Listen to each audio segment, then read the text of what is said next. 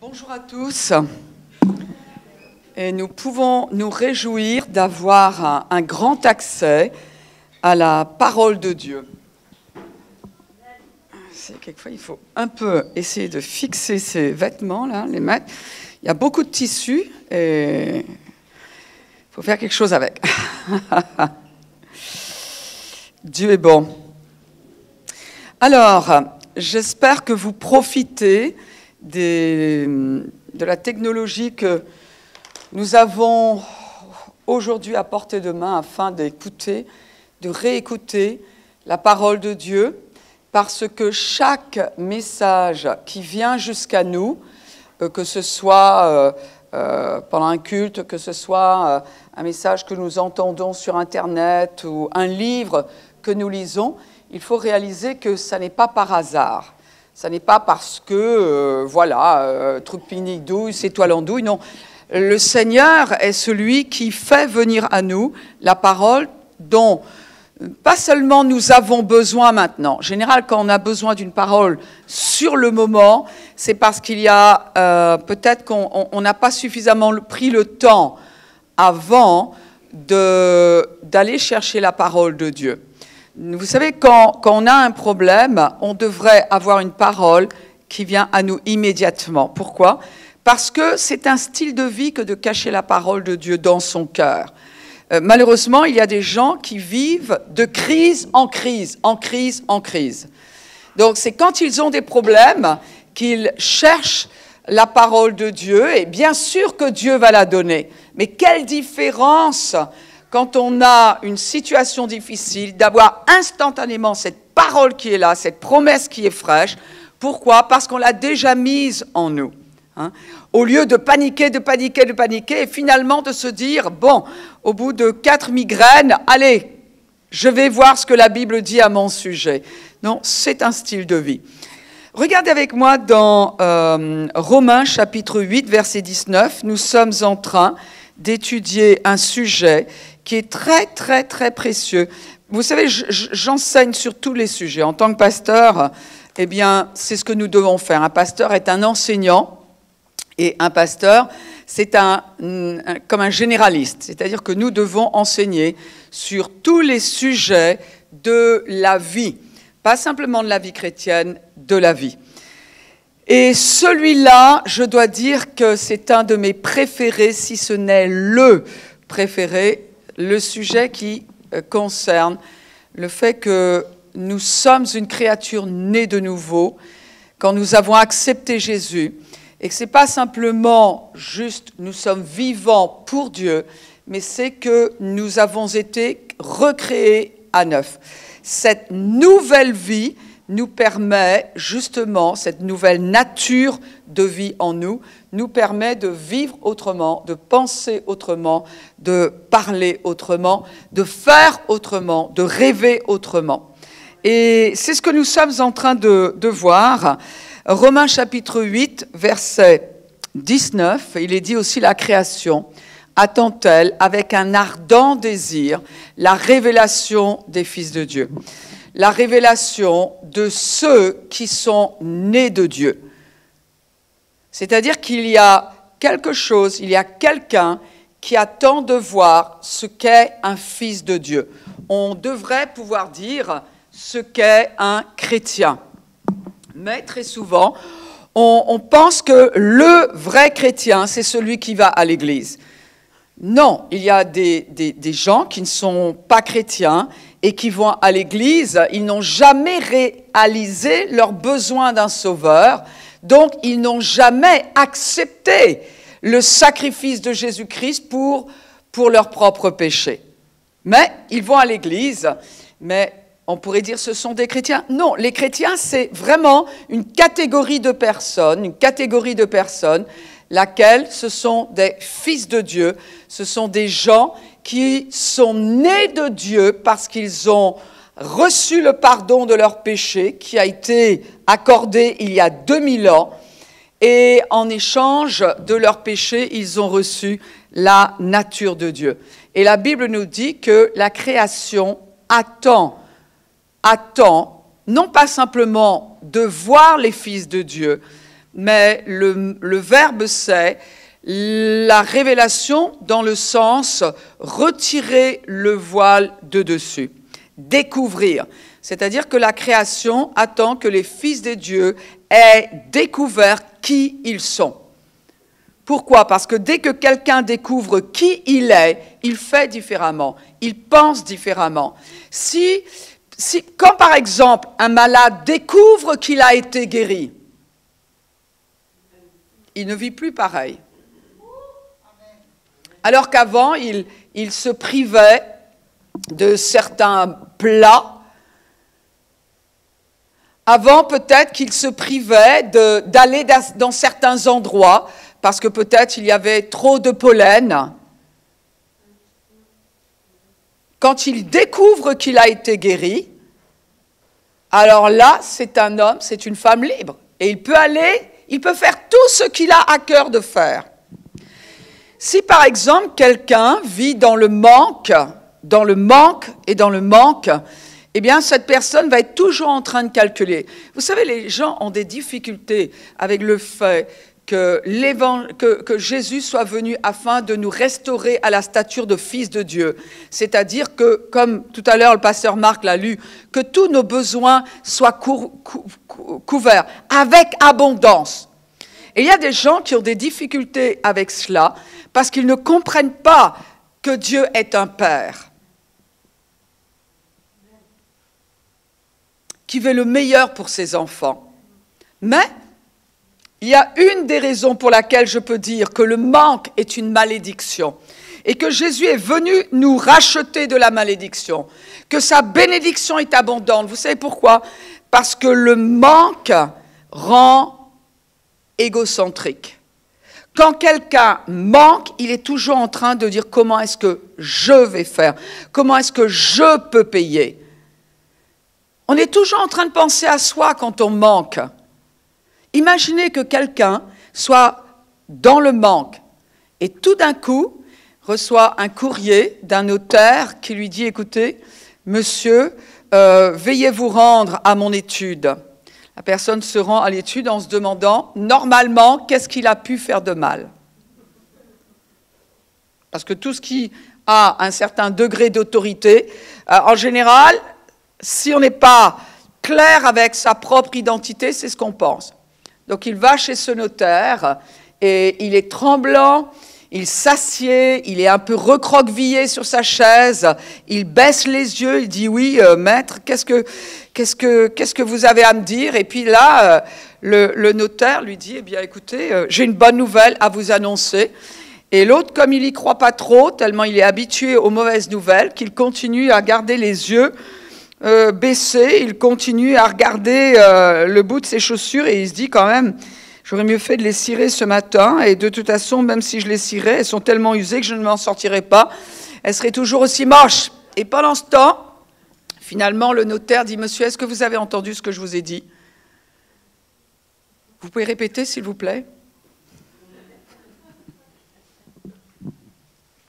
Il dit, monsieur, vous venez d'hériter de 4 maisons, 1 million chacune. Immédiatement, déjà, il relève la tête, il est un peu sonné, il regarde le notaire, il dit « Vous voulez bien le répéter, s'il vous plaît ?» Et quand il entend cela, et le notaire lui dit « Non mais écoutez, venez, tenez, je vous le montre, c'est sur le papier. » Je peux vous garantir que quand il sort de l'étude, oui, il est sonné. Mais déjà, il n'est pas en train de se dire ce qu'il va pouvoir acheter avec ses 4 millions. Il est en train de se dire qu'il va payer sa facture d'électricité à la fin du mois. Et rien que cela le réjouit. J'ai dévié de tout ce que je voulais vous dire, mais peut-être que quelqu'un a besoin d'entendre cela. En tout cas, il y a certainement un besoin. En tout cas, la Bible nous dit que la création attend que les fils de Dieu que ceux qui sont nés de Dieu, que ces nouvelles créatures, que cette race de personnes comprennent qui elle est. Et quand on voit un chrétien qui se comporte mal, qui parle mal, quand on voit un chrétien qui dit mal, qui fait mal, on peut se dire c'est un chrétien qui manque de révélation, qui ne se voit pas pour qui il est, qui ne se voit pas avec ce qui lui a été donné.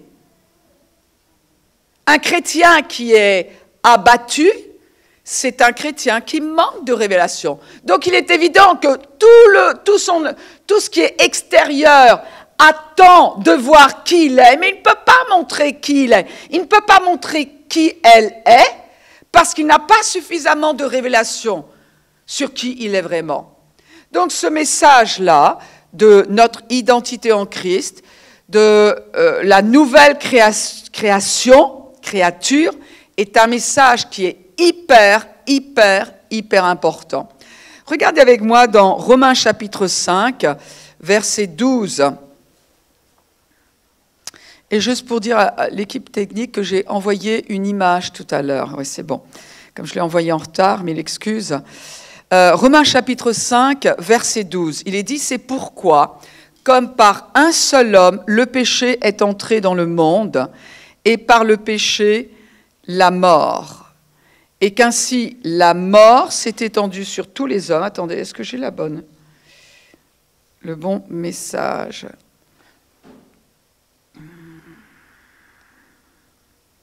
Juste accordez-moi une seconde.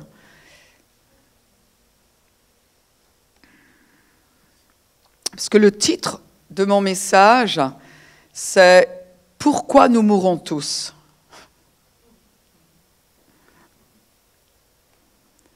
Et ici, ce verset, Romains 5, verset 12, dit « C'est pourquoi, comme par un seul homme, le péché est entré dans le monde, et par le péché la mort, et qu'ainsi la mort s'est étendue sur tous les hommes. » On le voit dans Ésaïe 25, versets 7 à 8, qui dit « Et sur cette montagne, il anéantit le voile qui voile tous les peuples. La couverture qui couvre toutes les nations, et il nous est dit ce qu'est ce voile, ce qu'est cette couverture qui aveugle, il est dit, il anéantit la mort pour toujours. » Donc tous les malheurs de la terre vont être expliqués dans ce verset de Romains 5, chapitre 12. On y revient. Une autre version dit « C'est pourquoi, de même que par un seul homme », ça c'est la première réalité que nous devons comprendre, c'est que le péché est entré dans le monde par un être humain. Ici, l'être humain, c'est le premier de la race humaine, c'est-à-dire qu'il n'y a pas toujours eu des êtres humains sur terre. Le péché était déjà présent à travers le diable.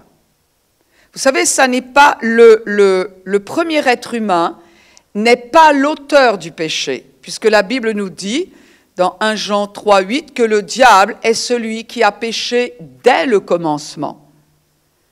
Mais en revanche, la raison pour laquelle le péché s'est répandu et s'est manifesté dans le monde, alors qu'avant il était contenu parmi les anges uniquement, il est entré dans la race humaine, et la Bible nous dit, c'est par un seul homme qui a succombé à cette tentation, qui a succombé à ce péché.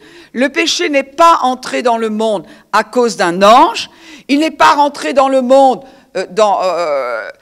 oui, il était présent, mais il a infecté la race humaine à cause d'un être humain. Donc, on pourrait penser, il serait normal que ce soit un autre homme qui nous en débarrasse, qui nous en délivre. Une autre version dit « Quand Adam a péché, le monde entier a été touché. Le péché est entré dans l'expérience humaine et la mort en a été le résultat. Et ainsi la mort a suivi ce péché, jetant son ombre sur toute l'humanité, parce que tous ont péché. Une autre version dit, vous connaissez l'histoire d'Adam, qui nous a mis face à un dilemme. Nous sommes d'abord dans le péché, puis dans la mort, et personne n'est à l'abri du péché ou de la mort. Ce péché a perturbé les relations avec Dieu, en tout et en tous. Mais l'étendue de ce dérèglement n'était pas claire, jusqu'à ce que Dieu l'explique en détail à Moïse. Dans Genèse chapitre 2, verset 17, Dieu avait placé l'être humain dans le jardin d'Éden, dans des circonstances idéales, dans une abondance qui devait être son standing de vie.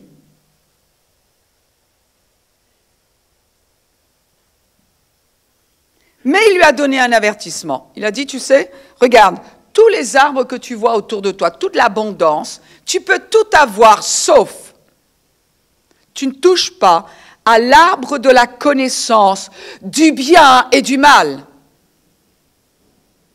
Car le jour où tu en mangeras, Dieu dit à la race humaine, tu mourras. Vous voulez savoir pourquoi il y a la mort sur terre ?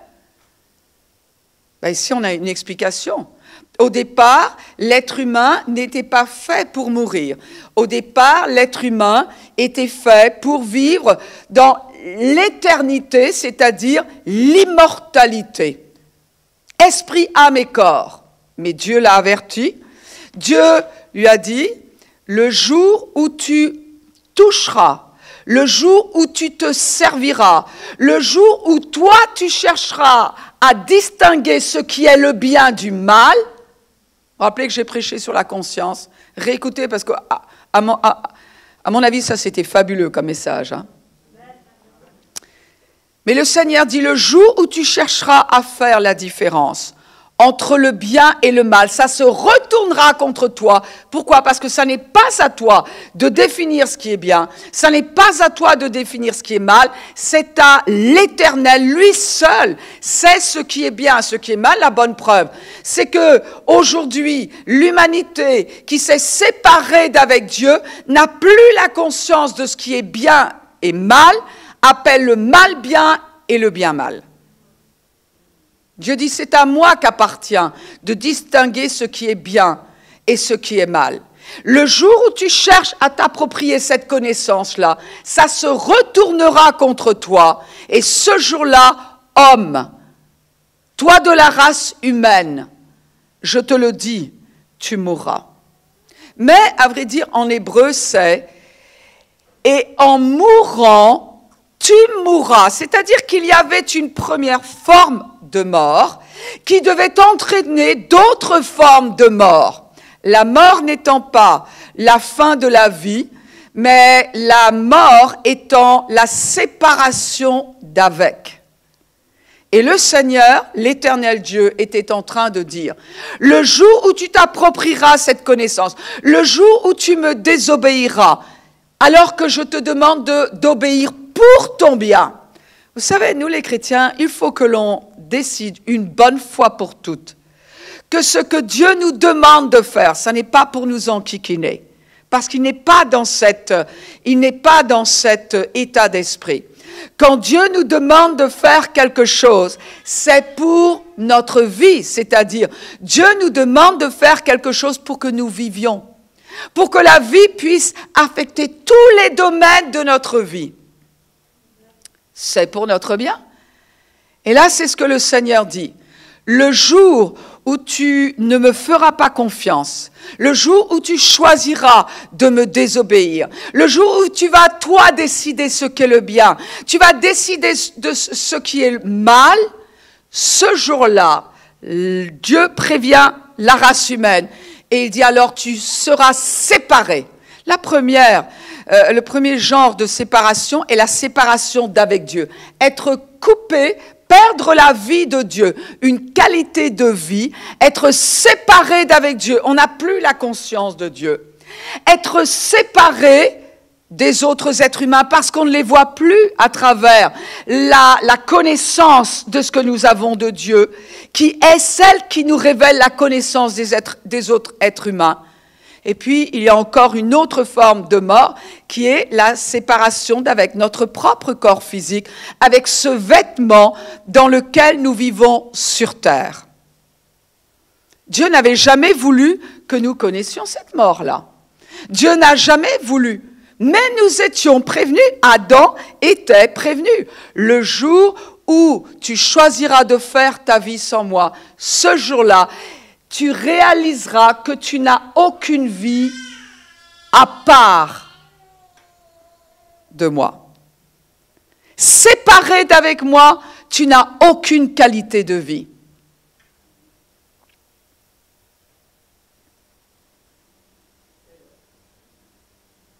Alors, je ne peux pas vous voir derrière vos masques, mais je peux au moins vous entendre.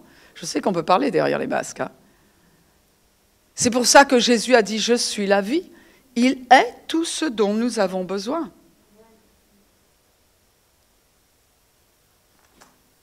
Eh bien, écoutez, dans ce silence impressionnant. Donc, Adam n'est pas l'auteur du péché. C'est le diable qui est l'auteur du péché. Il a péché dès le commencement. Mais à nouveau, en succombant au mensonge du diable, il a introduit le péché dans l'humanité et il a introduit les conséquences du péché, c'est-à-dire la malédiction. Alors on pourrait se dire, attends, pourtant c'est pas très vrai là, parce que Dieu avait dit, eh bien écoute, en mourant, tu mourras, si jamais tu me désobéis. Pourtant, eh bien Adam, a vécu 130 ans. Donc apparemment, il n'est pas mort. La question est, de quel genre de mort parlons-nous? De la séparation d'avec Dieu, oui. Instantanément, Adam, la race humaine, a été séparée d'avec Dieu. La deuxième réalité, et donc étant séparé d'avec Dieu, eh bien, n'ayant plus la vie de Dieu en lui par défaut, eh bien, il y a la malédiction qui est arrivée. Deuxième réalité, c'est que tous les êtres humains ont été infectés.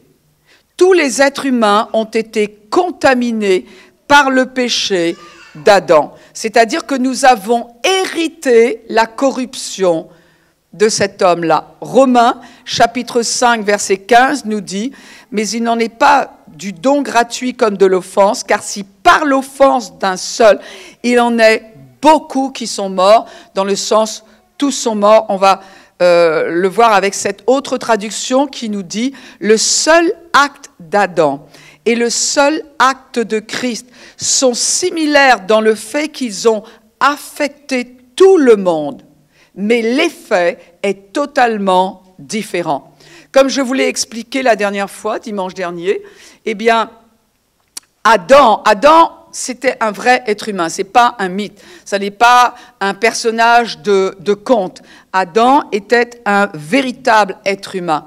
C'était un être humain qui était tout à fait particulier comparé à nous, parce que c'était un prototype, c'est-à-dire un premier modèle. Qui dit un premier modèle dit reproduction, duplication. C'était un exemple qui était parfait, c'est-à-dire que tout ce que Dieu voulait dans la race humaine, il l'a mis en Adam. Et ensuite, bien, il devait se multiplier. Et cette image de Dieu parfait devait remplir toute la terre et même aller au-delà. C'était un prototype. Il est évident que le choix de ce prototype allait définir la qualité de la race humaine. Parce que tant que ce prototype marchait avec Dieu et se multipliait avec Dieu, la race humaine porterait l'image de Dieu, la bénédiction de Dieu, la pensée de Dieu, la santé de Dieu, la paix de Dieu. Mais Dieu a pris un grand risque. Parce que si cet être humain, si ce modèle, si ce prototype choisissait de désobéir à Dieu, choisissait de s'attribuer la distinction entre le bien et le mal, la définition du bien et du mal. Si cet être humain un jour allait être séparé d'avec le Père, séparé de la qualité de vie éternelle, alors, et qu'il choisissait de se reproduire, il reproduirait dans ses descendants la corruption, la nature du péché. Dieu a pris un énorme risque en donnant à l'être humain le choix, le libre arbitre.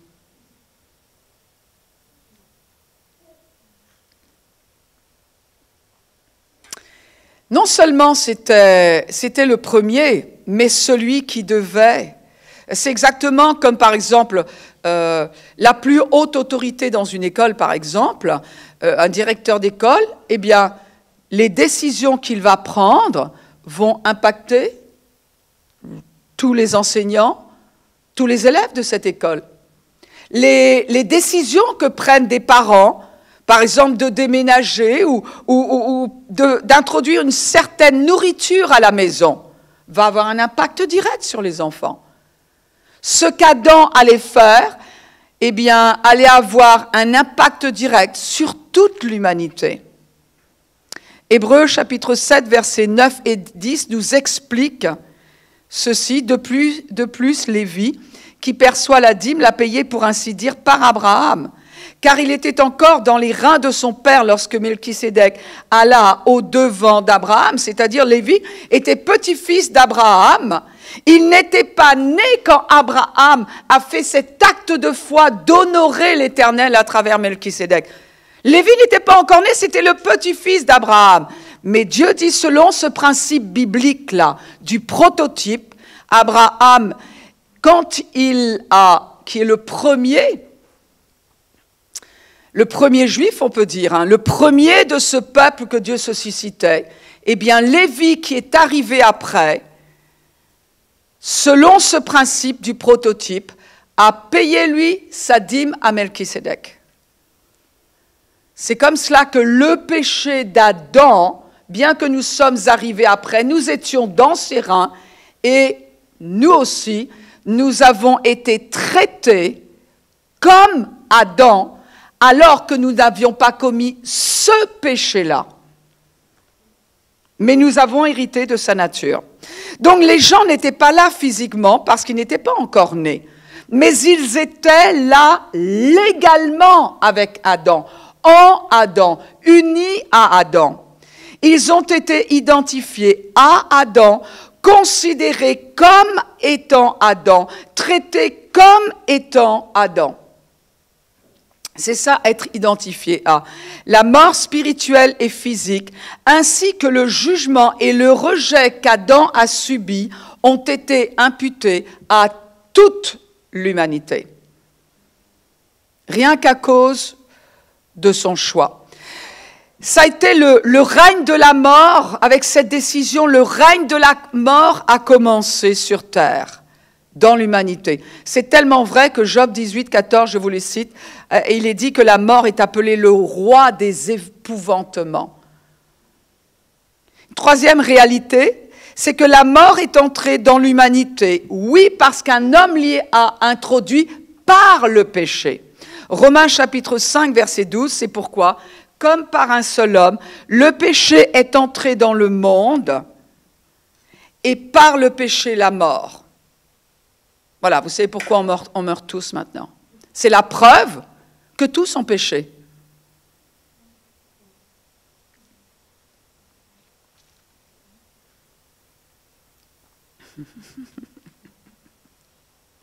Et qu'ainsi la mort s'est étendue sur tous les hommes, parce que tous ont péché. C'est ce que Genèse 2, 17 nous disait. Tu ne mangeras pas de l'arbre de la connaissance du bien et du mal, car le jour où tu en mangeras, tu mourras. Romains chapitre 6, verset 23 nous dit « Le salaire du péché, c'est la mort », c'est-à-dire il y a une infraction, il y a une sanction. Il y a une infraction, il y a la sanction étant la séparation d'avec Dieu. La vraie question qu'il faut se poser, c'est comment je fais pour réparer? Je ne peux pas. Parce que pour réparer, pour pouvoir payer, il faudrait que je retrouve à nouveau mon état d'innocent. Si un pécheur paye pour ses péchés, c'est justice. C'est normal.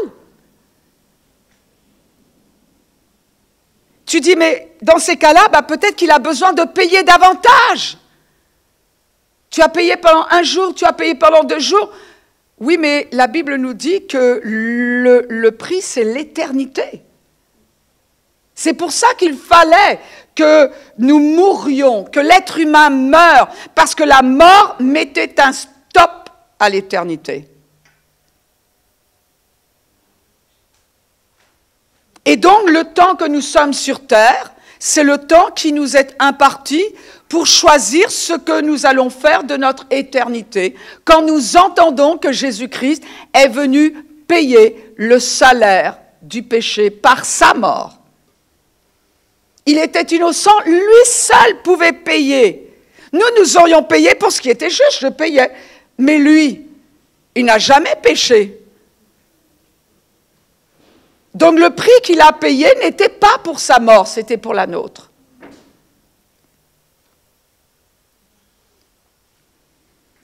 La mort est la conséquence pénale du péché. C'est-à-dire que le délit a été sanctionné par une peine. La peine, c'était vivre séparé d'avec Dieu pour l'éternité. Ce qui veut dire que si Adam n'avait pas péché, il ne serait pas mort. Romains chapitre 5, donc ça c'est cette 3e réalité. Je vous redis un petit peu. Première réalité, le péché est entré dans le monde par un être humain. Ce n'est pas Dieu qui l'y a mis. Oui, le diable était là, mais bien que le diable était là, lui pécheur, l'être humain était intouchable. Parce qu'il avait la vie de Dieu en lui, un peu comme maintenant pour les chrétiens. Certains podcast. Deuxième réalité, tous les hommes ont été infectés, contaminés par son péché. Troisième réalité, la mort, il n'y a pas que le péché, c'est la mort est entrée par le péché. Romains 5, 12. Donc c'est pourquoi, comme par un seul homme, le péché est entré dans le monde, et par le péché la mort. C'est un peu comme si tu as un poisson dans ta cuisine, eh bien, tu as quoi? Tu as l'odeur. Ou du chou-fleur, tiens. Une fois j'ai cuisiné du chou-fleur, j'aime le chou-fleur, mais tout de suite on aère après. La raison pour laquelle il y a la mort, c'est parce qu'il y a le péché.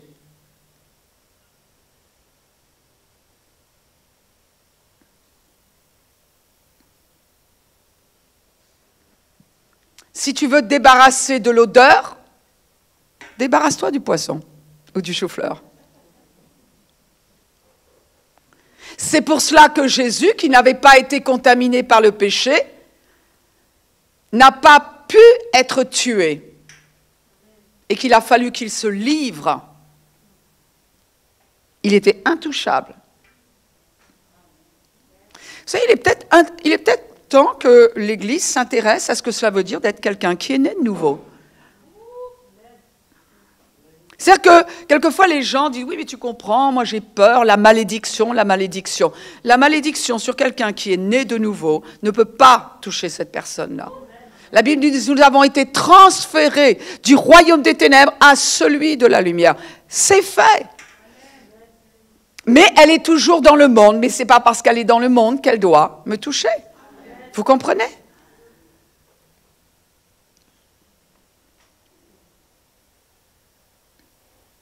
Romains 5, 17 et 19. Si par l'offense d'un seul, par le péché d'un seul, la mort a régné,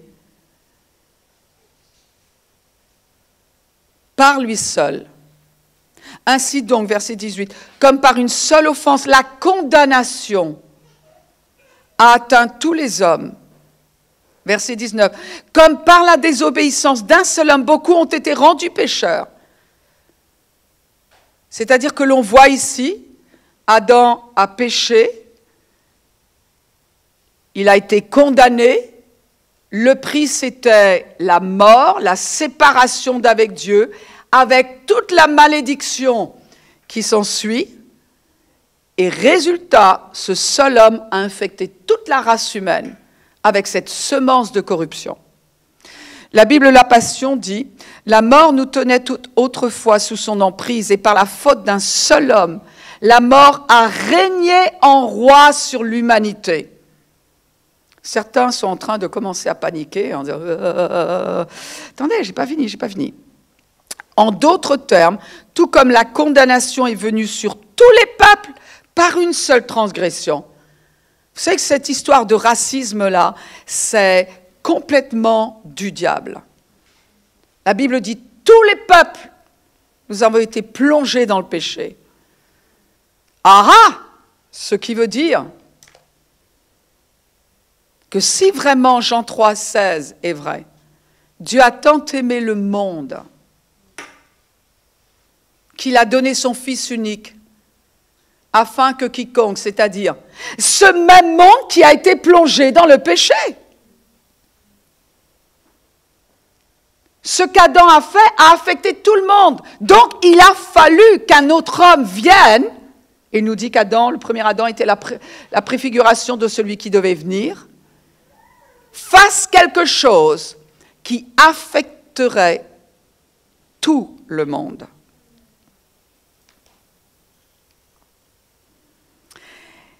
La désobéissance d'un seul homme a ouvert la porte à l'humanité entière pour devenir pécheur. La mort a frappé l'humanité entière. C'est pour ça que Hébreux chapitre 9, verset 23 nous dit « Comme il est réservé aux hommes de mourir ». Une seule fois. Mais de mourir, ce n'était pas avant. La sanction, c'est la séparation d'avec Dieu. Et d'ailleurs, on le voit. Parce qu'on voit dans Genèse chapitre 3 que la mort vient sur Adam. On ne se rend pas compte tout de suite parce qu'il a vécu 930 ans. Mais en revanche, dans Genèse chapitre 5, c'est très très clair. Je vous le lis à partir du verset 1 à 5. « Voici le livre de la postérité d'Adam. Lorsque Dieu créa l'homme, il le fit à la ressemblance de Dieu. Il créa l'homme et la femme, il les bénit et il les appela du nom d'homme. Lorsqu'ils furent créés, Adam, âgé de 130 ans, engendra un fils à sa ressemblance selon son image et il lui donna le nom de Seth. Les jours d'Adam, après la naissance de Seth, furent de 800 ans.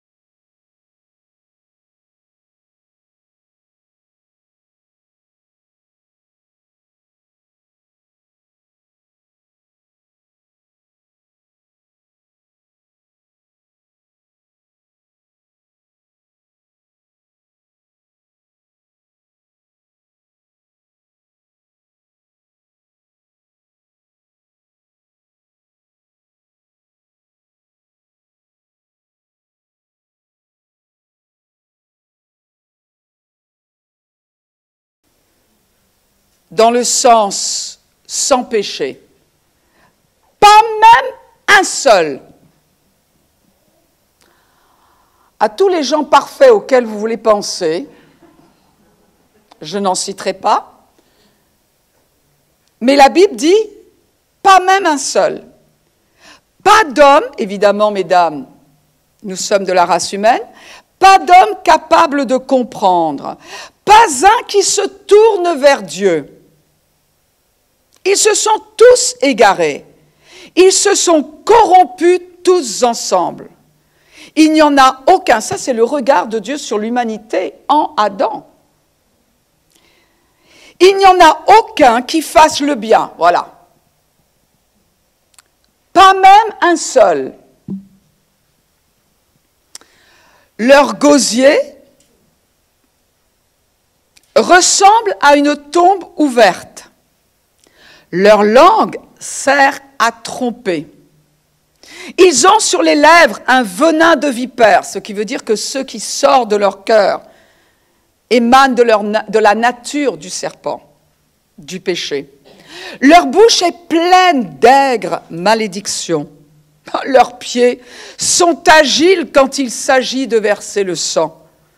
On pourrait dire de tuer. Oui, mais si tu critiques ton frère et ta mère, oui, même ta mère, tiens, c'est peut-être pour quelqu'un. La Bible dit, tu es un meurtrier. Je répète donc. Leurs pieds sont agiles quand il s'agit de verser le sang. La destruction et le malheur jalonnent leur parcours. Ça, c'est la notion du bien et du mal que Dieu donne à ce que nous faisons quand nous sommes dans notre union avec Adam. Ils ne connaissent pas le chemin de la paix. Ils n'ont même pas peur de Dieu. C'est-à-dire qu'à cause de ce que Dieu voit ici, ça n'est pas en se regardant dans un miroir bien maquillé que l'on voit ce genre de choses-là. Ça, c'est quand on accepte de voir et d'écouter ce que Dieu voit et entend de l'humanité sans Dieu. Il dit, voilà, c'est pas beau, mais à cause de ce que Dieu voit, il aurait dû nous tuer. La sanction pénale, c'est la mort. Nous méritions la mort.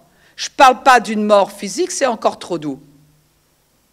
Je parle, il aurait dû nous laisser dans la mort éternelle. Rien qu'à cause de ce que Dieu voit là.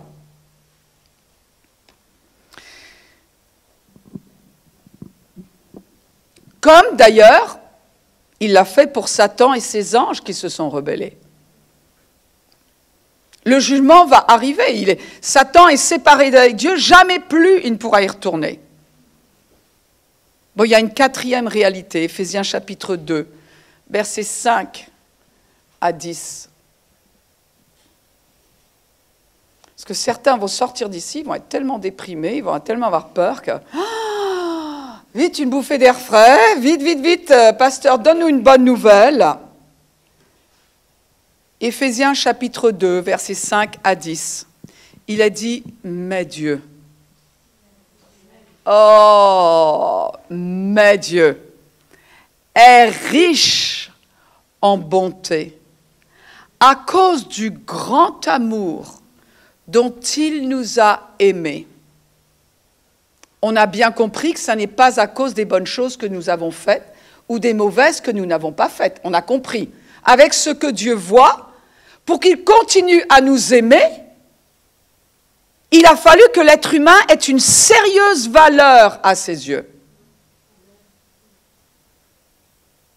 À cause du grand amour dont il nous a aimés, alors que nous étions morts à cause de nos fautes, séparés d'avec Dieu à cause de nos fautes. On ne connaissait pas le chemin pour retourner vers lui, et en plus, on s'en moquait.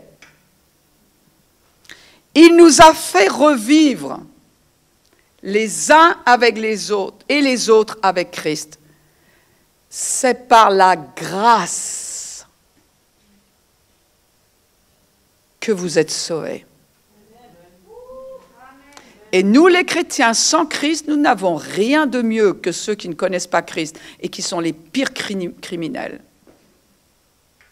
Ne jouons pas les ultra-saints, ne jouons pas ceux qui n'ont jamais été dans les ténèbres, ceux qui n'ont jamais été séparés de Dieu. Il dit, c'est par grâce que vous êtes sauvés, c'est-à-dire, le salut, c'est l'initiative de Dieu. La grâce, met l'accent sur le fait que c'est l'initiative de Dieu et que c'est gratuit. Et il dit, c'est par grâce que vous êtes sauvés. Par notre union avec Jésus-Christ, Dieu nous a ressuscités les uns et les autres et nous a fait siéger les uns et les autres dans le monde céleste. Il l'a fait afin de démontrer pour tous les âges à venir l'extraordinaire richesse de sa grâce qu'il a manifestée en Jésus-Christ par sa mort envers nous. Et c'est par sa grâce que vous êtes sauvés, par le moyen de la foi. Cela ne vient pas de vous, c'est un don de Dieu. Ce n'est pas le fruit d'œuvres que vous auriez accomplies. Personne n'a donc de raison de se vanter. Ce que nous sommes, nous le devons à Dieu.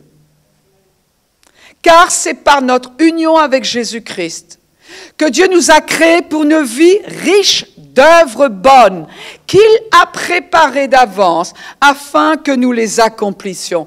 Donc on comprend que servir Dieu, c'est un petit retour par rapport au don de la vie éternelle qu'il nous a fait en Jésus-Christ. Oui, nous étions nés d'Adam, mais Dieu nous voulait tellement à lui qu'il s'est arrangé, il s'est suscité un sauveur, un homme, quelqu'un qui revêtirait une nature humaine afin que par l'obéissance de cet homme-là, toute l'humanité soit affectée pour la vie éternelle, que nous retrouvions le chemin vers Dieu, que nous retrouvions la paix avec Dieu, non pas à cause de ce que nous aurions fait, mais toute la gloire va à ce Sauveur que nous célébrons tous ensemble et qui porte le nom de Jésus-Christ.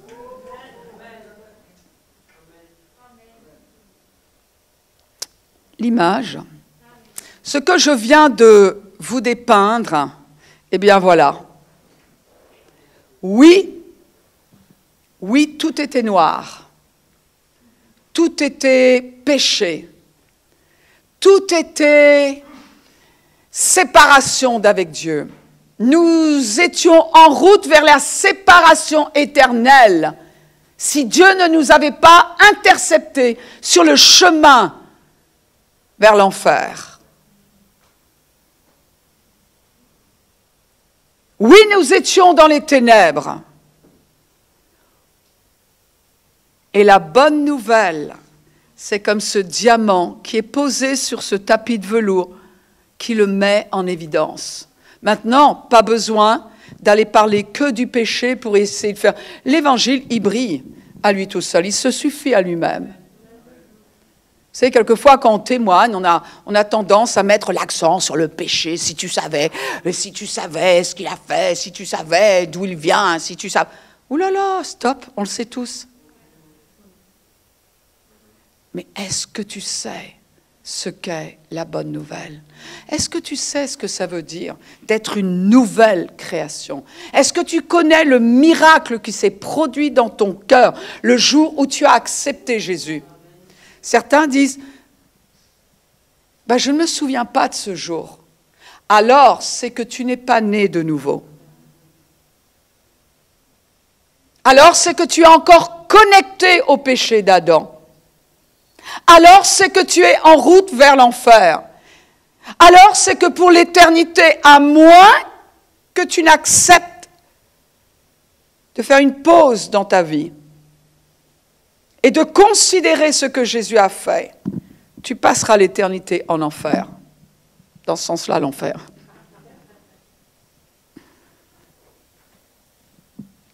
Vous comprenez pourquoi le Seigneur demande à ceux qui ont déjà goûté à l'éternité avec Dieu, parce que nous avons sa nature en nous. C'est pour cela que Dieu nous demande de ne pas nous taire et d'accepter de reconnaître la valeur de chaque être humain, de voir à quel point il est précieux pour le Père, de considérer dans quelles ténèbres vit cet être humain et de faire briller le diamant de l'évangile de Dieu et de dire « c'est pour toi aussi ». Les gens très souvent disent « ah mais je ne le mérite pas ». Alors justement, c'est ce que je dis, c'est pour toi, parce que c'est gratuit, parce que le Père t'aime. Mais si l'Église se tait,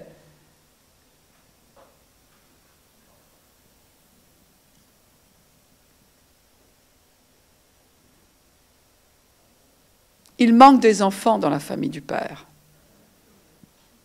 Vous savez, peu importe si ce pécheur porte un costume Dior, peu importe si cette pécheresse a un collier de 3 rangées de diamants autour du cou.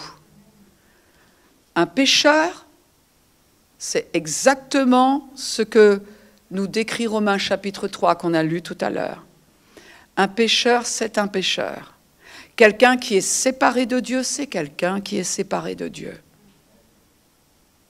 Il est temps que nous cessions de nous discerner, nous choisir, nous décider qui a besoin de l'évangile ou pas. Il est temps qu'on arrête de décider cela et que l'on considère chaque être humain comme ayant de la valeur aux yeux de Dieu. Mais on peut vraiment célébrer notre Seigneur et réaliser qu'être une nouvelle création en Christ, c'est une valeur inestimable. Et toute l'éternité, nous la passerons à remercier le Seigneur d'avoir conscience de lui, d'être dans son royaume. Bien sûr, de tout ce qu'il nous a donné, et bien sûr, tous nos besoins sont pourvus, mais pouf, c'est rien. À côté des réalités spirituelles, ça n'est rien. Mais c'est bien quand même. Si quelqu'un qui m'entend, j'aimerais que l'on ferme les yeux, s'il vous plaît. Si quelqu'un qui a entendu ce message réalise qu'il n'a jamais accepté Jésus comme son sauveur. Maintenant, il sait de quoi je parle. Être sauvé des ténèbres, être sauvé de la séparation d'avec Dieu, accepter cette réconciliation avec Dieu par Jésus-Christ. Si vous ne vous rappelez pas le jour où vous avez accepté Jésus dans votre vie, alors aujourd'hui, je vais vous donner l'opportunité de faire une prière toute simple qui va changer la route que vous allez prendre pour l'éternité, qui va changer votre destinée éternelle. En Jésus-Christ se trouve la vie. Jésus a dit, je suis le chemin, la vie, la vérité. Nul ne vient au Père que par moi, c'est-à-dire n'importe qui peut venir au Père par Jésus. Est-ce toi, maintenant? Alors je vous propose de faire cette prière après moi. Mon Dieu, je viens à toi tel que je suis. Aujourd'hui, je reconnais que je suis un pécheur, que je suis séparé d'avec toi. Aussi, je veux ce chemin, Jésus-Christ, celui qui me réconcilie avec toi, mon Dieu. Il a payé le prix, il a souffert pour ma pénalité, à ma place en enfer.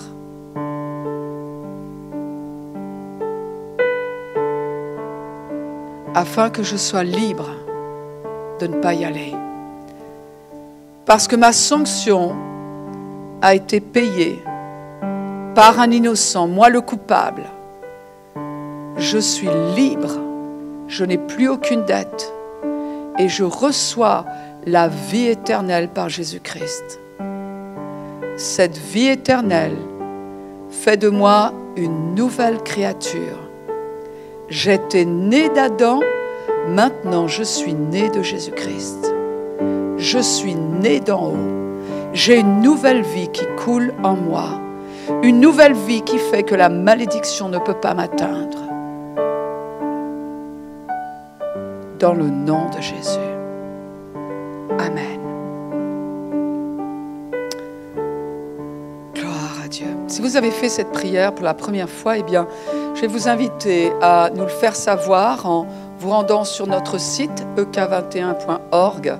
Dites-nous ce qui s'est passé. Dites-nous si nous pouvons vous aider et nous serions très, très heureux de vous offrir une Bible.